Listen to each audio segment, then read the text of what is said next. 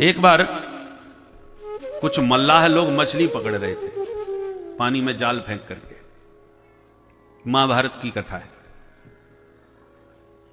जाल फेंका पानी में तो संयोग से पानी के भीतर च्यवन मुनि तपस्या कर रहे थे, जल के भीतर, और जाल में बाबा जी फंस गए। च्यवन मुनि जाल में फंस गए। जब मल्लाहों ने जाल खींचा तो उन्हें लगा कि अरे लगता है कोई बड़ी मछली फंस गई भाई, भारी है। और जैसे ही बाहर निकाले तो मछलियों के साथ साथ बाबा जी भी निकल पड़े जाल में। अब मल्लाह घबरा, अरे राम राम, ये बाबा जी कौन दाढ़ी मूंछ वाले।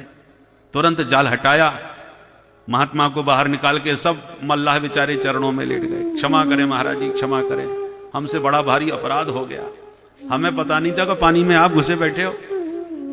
धन्य है आप, पानी के भीतर बैठ के भजन कर रहे हो। महात्मा तो बड़े योगी थे, जल में ही समाधि लगाए बैठे थे। च्यवन मुनि के नेत्र खुले, मल्लाहों से बोले कोई बात नहीं, पर ये बताओ तुम कर क्या रहे थे। बोले महाराज हम तो मछली पकड़ के अपने बेच बाच के अपना पेट भर रहे थे। सो हमने तो मछली पकड़ने के लिए जाल फेंका था, सो आप फंस गए महाराज। तो मछली पकड़ के बेचते हो। बोले हाँ, उसी से अपना 2 रोटी का पेट भरता है। तो महात्मा बोले अब हम फंस गए हैं तो हमें ही बेच दो। अरे महाराज कैसी बात कर रहे हो, आपको कौन खरीदेगा। महात्मा जी बोले नहीं नहीं, तुम्हारा यदि नियम है जो जाल में फंसता है उन मछलियों को तुम बेचते हो, हम फंस गए तो हमको बेच दो, जो मिल जाए सो काम चलाओ, अपना नियम मत तोड़ो, तुम्हारी कोई गलती नहीं है, तुम्हारा तो रोज का धंधा है। च्यवन मुनि ने आदेश दिया, ये मेरी आज्ञा है, जाओ बाजार में बेच के आओ। मल्लाह बेचारे डर गए, ठीक है महाराज। तो मछली बेचने गए, साथ में बाबा जी को भी ले गए। हम मार्केट में बेच रहे हैं, हम मछली खरीदने वाले तो खरीद लें, बाबा जी को कौन खरीदे। राजा का नियम था कि जो वस्तु मार्केट में कोई नहीं खरीदेगा उसे हम खरीदेंगे, ये राजा का नियम था।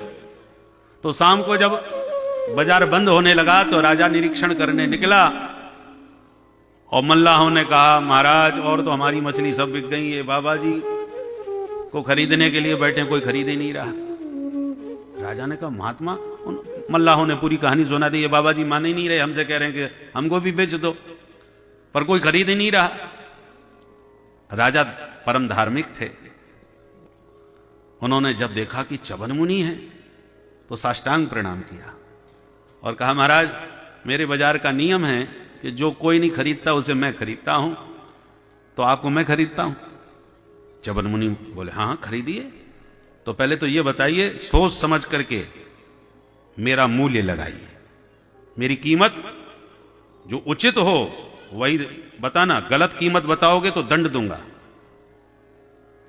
अब राजा चक्कर में पड़ गए। एक तपस्वी ब्रह्मनिष्ठ महात्मा का क्या मूल्य हो सकता है, महात्मा तो अमूल्य होते हैं। राजा ने बड़े विनम्र वचनों से कहा कि भगवान आपको कोई नहीं खरीद सकता, ये मैं जानता हूं, ब्रह्म विद्या संपन्न आप ब्रह्म ज्ञानी संत हैं, मुझ में सामर्थ्य नहीं मैं आपको खरीद सकूं, पर चूंकि आप कह रहे हैं और मेरा नियम है, मेरा व्रत है, इसलिए आप आज्ञा दें तो आपका जो निष्क्रिय भूत द्रव्य है वो 10,000 स्वर्ण मुद्राएं मैं आपके मूल्य के रूप में इन मल्लाहों को भेंट करता हूं। इतना सुन के मल्लाहों के तो होश उड़ गए, हे भगवान, जिंदगी भर मछली बेचते इतनी कीमत आज तक नहीं मिली जो एक दिना में इस बाबा जी की कीमत महाराज ने लगा दी। ये बाबा तो बड़ी कीमती निकले भाई। मल्लाह तो मुद्रा सुन के ही मुग्ध हो गए। परंतु च्यवन मुनि बोले राजन, एक ब्रह्म ज्ञानी संत का केवल 10,000 स्वर्ण मुद्रा का मूल्य, यही तुमने हमारा मूल्यांकन किया। तो राजा डर गए, महाराज आप नाराज मत होइए, मैं तो निवेदन कर रहा हूं केवल एक व्यवहारिकता निभाने के लिए, आप तो अमूल्य हैं, पर आपका निष्क्रिय भूत कुछ तो द्रव्य मुझे लगाना ही पड़ेगा। आप कहो तो मैं 1,00,000 स्वर्ण मुद्राएं दे दूं। अब मल्लाह और उछलने लगे, 1,00,000 स्वर्ण मुद्राएं मिलेंगी, पर च्यवन मुनि फिर भी नाराज। एक ब्रह्मज्ञानी का केवल 1,00,000 स्वर्ण मुद्राएं, तो महाराज मैं और क्या मूल्य आपका लगाऊं। नहीं, उचित मूल्य लगाओ, जो वास्तव में मेरी बराबरी कर सके, मुझे खरीद सके, वो वास्तविक मूल्य होना चाहिए मेरा। होते करते संख्या बढ़ती गई। राजा ने कहा मैं अपना आधा राज्य इनको दान कर दूंगा। तब तो आप स्वीकार करेंगे अपना मूल्य। महात्मा बोले तुम्हारा आधा राज्य मुझे खरीद सकता है? ठीक है तो महाराज मैं अपना संपूर्ण राज्य इनको देता हूं महाराज। अब तो स्वीकार है। बोले तुम्हारा संपूर्ण राज्य क्या मेरा मूल्यांकन कर सकता है, मेरी बराबरी कर सकता है? अब राजा बड़े चक्कर में, महाराज आज संपूर्ण राज्य ही आपकी बराबरी नहीं कर सकता तो मैं आपका अब क्या मूल्य दे सकता हूं? बोले पता लगाओ और मेरा उचित मूल्य होना चाहिए। अब राजा ने बड़े बड़े विद्वानों को बुलाया, सभा में मीटिंग करी। भाई आप सब विद्वान मुझे बतावें, एक महात्मा च्यवन मुनि बड़े ब्रह्मज्ञानी हैं और बड़े खतरनाक भी हैं, कह रहे हैं मेरा मूल्य लगाओ। मैंने अपना संपूर्ण राज्य भी लगा दिया, फिर भी वो मान नहीं रहे कि तुम्हारा संपूर्ण राज्य मुझे कैसे खरीद सकता है?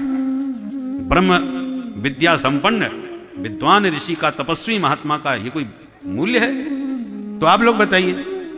तब विद्वानों ने कहा महाराज एक ब्रह्म ज्ञानी संत का मूल्य कोई नहीं लगा सकता, उसकी कोई बराबरी नहीं कर सकता। केवल एक ही उनका मूल्यांकन हो सकता है कि सुंदर सात्विक शुद्ध एक देसी गाय उनके मूल्य के रूप में दे दी जाए। क्योंकि गौ माता और ब्राह्मण ऋषि ये सब समान मूल्य के हैं, ये अमूल्य हैं और अमूल्य को अमूल्य से ही खरीदा जा सकता है। गौ माता भी अमूल्य है और विप्रदेव भी अमूल्य हैं। बस राजा सुन के प्रसन्न हो गए, तुरंत एक सुंदर गाय लेकर के गए और कहा महाराज आपके मूल्य में मैं एक गाय इन मल्लाहों को प्रदान करता हूं। महात्मा प्रसन्न हो गए, आशीर्वाद दिया, राजन अब तुमने मेरा उचित मूल्य लगाया है, मैं तुमसे बहुत प्रसन्न हुआ। और मल्लाह बेचारे गैया लेकर के चले गए।